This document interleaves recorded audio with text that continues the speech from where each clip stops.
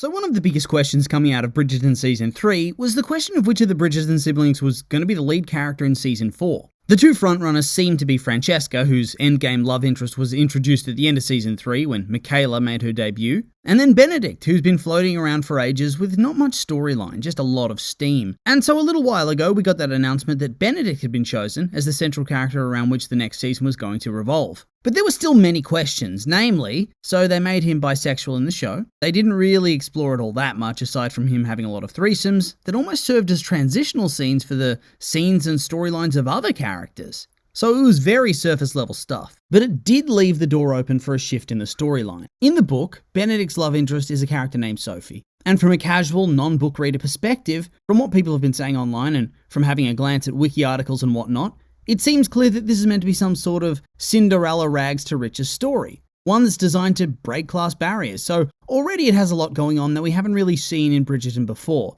But despite that, there is that question. Since we've been seeing a male love interest gender bent into a female love interest, with Michael Sterling to Michaela Sterling, really worked hard on that name, and since Benedict has had a brief LGBT dalliance before, there was the suggestion that maybe Sophie could become Sophus, or whatever vaguely similar masculine name you could think of. Personally, I had no horse in this race and I could see reasons for both sides, although considering the popularity of his story among the book diehards, and also the fact that his bisexual storyline seems to be rather haphazardly thrown together with not much substance, I wasn't really expecting any change to things, and well, the casting has been announced for Sophie now, and they're not gender bending anything. And like I said, I'm not surprised about this. And so they've cast Sophie as an Australian actress of Korean descent, and I'm very hyped. I'm not a very patriotic person at all, if I'm being perfectly honest. I like Australia well enough, I really enjoy living here. I'm just not much of a patriot. But when I see an Australian do well, specifically when they get an opportunity like this, suddenly I'm full steam ahead, I'm celebrating, I'm waving the flag. Hell yeah, very exciting. I'll be honest, I've not actually seen her in anything before. I didn't know she existed. But it seems like she's been getting a lot of opportunities recently. She was in the Halo show. I think that got cancelled, but, still a big opportunity. She's in the upcoming June show, and this, and a couple of other things that I haven't watched. But hey, still good. And this is probably going to blow up her profile even more, so woohoo! Australia represent. Seriously though, I am unfamiliar with her work, so, a lot of people are hyped, but that seems to be more that, they're hyped that she's of Korean descent. The show's continuing to prove it's very committed to diversity. I don't know if many people have actually seen her before. And so if you have, is she any good? Surely she'd have to be at least decent as an actress, right? Wouldn't cast a random pleb, would you? Nah, surely not. I think the show's been really good at casting the love interests of the Bridgerton siblings, so I wouldn't expect that to change whatsoever. She's going to smash it, I'm sure. But we're getting a little bit off topic now. So yeah, I think though, this casting does leave us with some questions. How does Benedict's sexuality play into all this? Will there be a continuation of that, or is it going to be like Benedict's art career? It's there in one season, then abruptly ends, and is only slightly hinted at and referenced going forward, and never in any meaningful way. Now, obviously, I'm not trying to say that bisexual people are not valid if they end up with the opposite gender spouse. I just find it so strange that the writers would make him the first canonical LGBT Bridgerton sibling, and yet they only have it as... It almost felt like a fetish piece to me. The tropey and stereotyped promiscuous bisexual who has lots of sex and threesomes. And then they just shuffle it off to the side. Honestly, was that storyline used for anything other than steamy gratification? To me, there was no substance. There was no real romance, no grand writing. It was shallow and surface level. And it didn't really have a satisfying payoff or anything. Just no good. So now I guess there are a couple of options. You go with the thing that I just mentioned and have that three-way sequence be a one and done sort of scenario with no real reference to it going forward. And I don't know, it just feels like that's exploitative. Feels like it was checking the box and pointing at the scene so they can trumpet about how diverse and progressive they are, which to me is less than ideal. It comes across as kind of icky.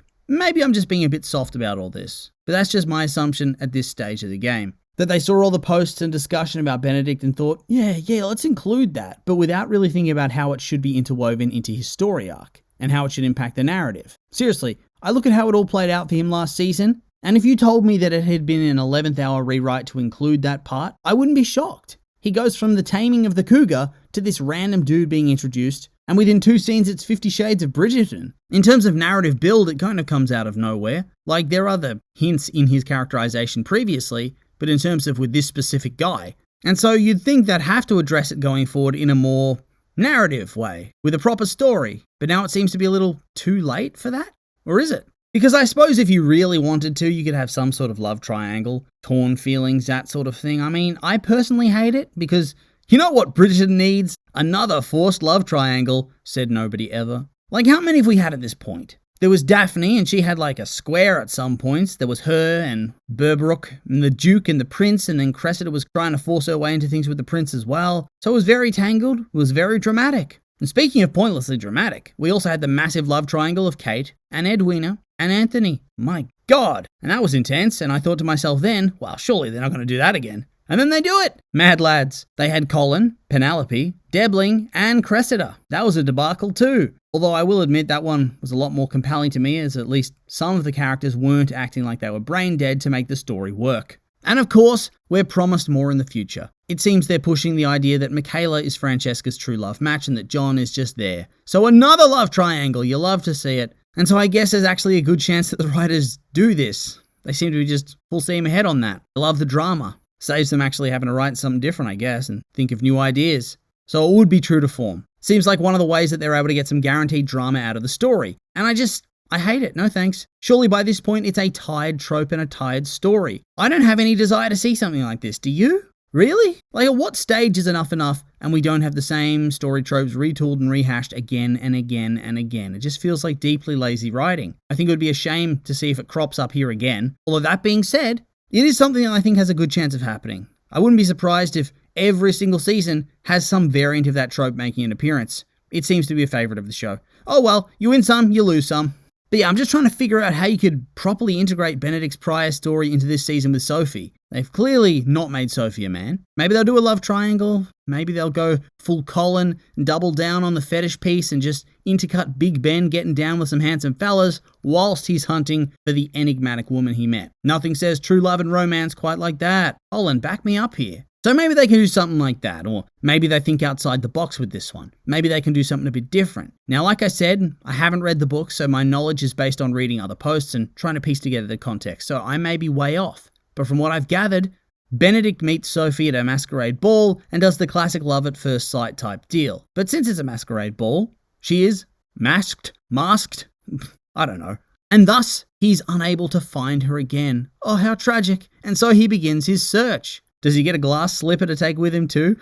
And meanwhile, she's getting the full Cinderella treatment, being mistreated at home and living a servant's life because she's illegitimate, which is less than ideal in this time frame. Not really sure how it goes from here, as in the specifics of their story, but this is Bridgerton. There's going to be drama. I guarantee he's going to take ages to find her to amp it up. And what is one interesting way to do so? Maybe she comes to the masquerade dressed as a dude to try to get into the party with no suspicion or anything like that. And then it makes it more difficult to find her because he's too busy trying to find him. And you can make it doubly funny and dramatic if he meets her and befriends her as a woman. They vibe, but he's too focused on trying to find this suave gentleman to really dig any deeper with that. I don't know, maybe it's very stupid. I'm just spitballing. Guess what? I am not paid huge sums of money to write episodes of Bridgerton, so my work's allowed to be sloppy and somewhat cringe. And so, yeah, I don't really have much else to say about that. Pumped about the casting, lost my way a bit after that. No ideas where they're going to take the season. I kind of think they've shot themselves in the foot though, in a lot of ways.